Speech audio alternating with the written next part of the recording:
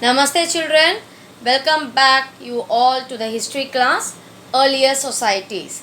So yesterday in our video we learnt about early humans, their shelter, then food, what they used to eat, then what kind of tools they used, and we also learnt about their clothing. So clothing which was made up of animal hide, then fur or the leaves and the bark of trees, they dress in the sense to protect themselves from against heat, cold and rain. So now we shall continue how they discovered fire and how did they made use of. Yes, fire is, according to historians, humans discovered fire. So in the old age, during that old age period, maybe they would have, people would have known, that is early humans would have known about fire. How? By seeing the forest fires or by the volcanoes which erupts. So, and it is believed that when they sharpen the stone tools, or when they when that friction of when the two stones they rub with each other, or when they, with the help of the sticks in the right side, above slide you can see, they just with the help of that sticks also they ignite the fire. So in that sense, when such sparks arises, a spark would have would have burnt the dried leaves. So it is believed that when they sharpened their stone tools, sparks would have ignited and hence the dried leaves lying ground. Yes. So from this the idea of fire could be started. From these two pictures you can see. Here down you can see the two rocks, stones, they are hitting each other, that is in the friction process, and in the above that you can see that they are, with the help, they are just rubbing the stick in order to make that fire to come. Yes. Next one, how the discovery and control of fire takes place. Yes, they could move from one place to another and spread, and especially during the colder places, they usually, because they are all nomads, right?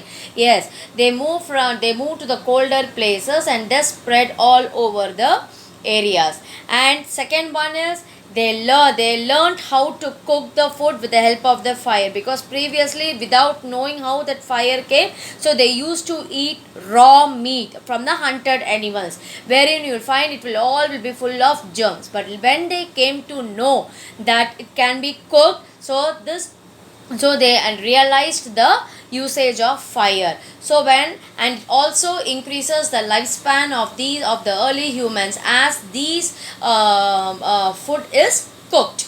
Then it also protects from the animals and also the rival groups who comes and attacks them. Yeah, next one, campfires.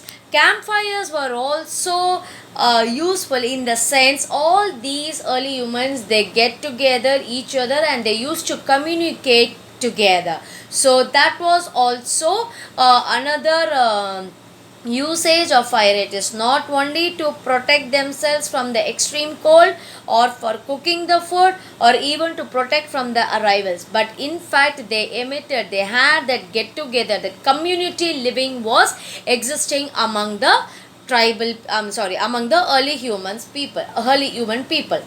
Next one, so this is highlight this, the gist of it, what we saw now.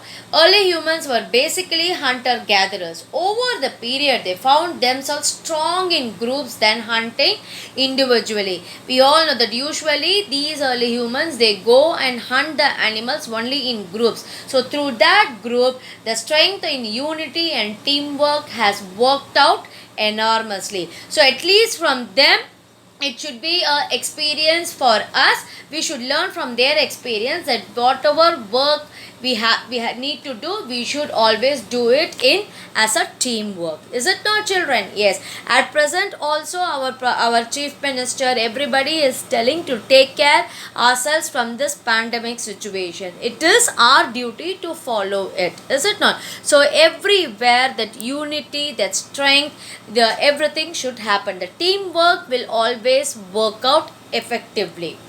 The next one is the language and art of the early humans. Okay. Language and art. Early humans, they used to communicate. As I told you, when this campfire was happening, they used to communicate among themselves. So how they used to communicate is that they used to talk like us, how we are conversing. Not at all. They used to communicate with the help of sign languages or through drawings, where it is very much obvious here in your right hand side here.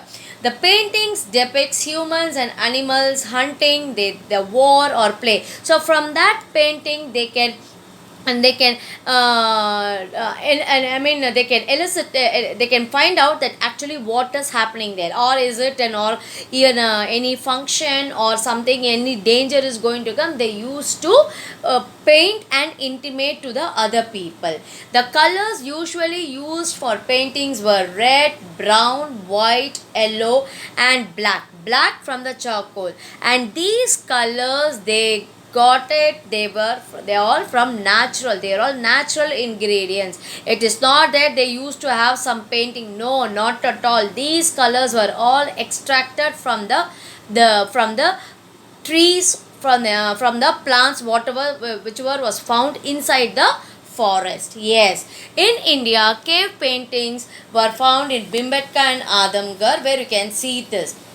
Okay, and next one is about the languages over this. They would have started around almost say 100,000 years ago. That is what I tell you. What kind of language? This is the way they used to communicate through drawings. If you can just recall about in that Lion King movie also, you can see in the rocks inside this how they used to have that small lion picture being drawn. If you just recall, you can understand about this cave paintings. Yes, exactly. So Bhimbetka and Adamgarh are famous for such kind of cave paintings. Yes. So towards the end of the period, they started to make simple clay sculptures also, out of mud, out of clay, or also the animal bones. Okay. So this is the Bhimbetka cave painting which I have given you. Sorry children. Yes. Can you see there the colors which are used here? Yes. Yes children? Okay. Thank you children. I hope you would have understood up till here. Thank you so much.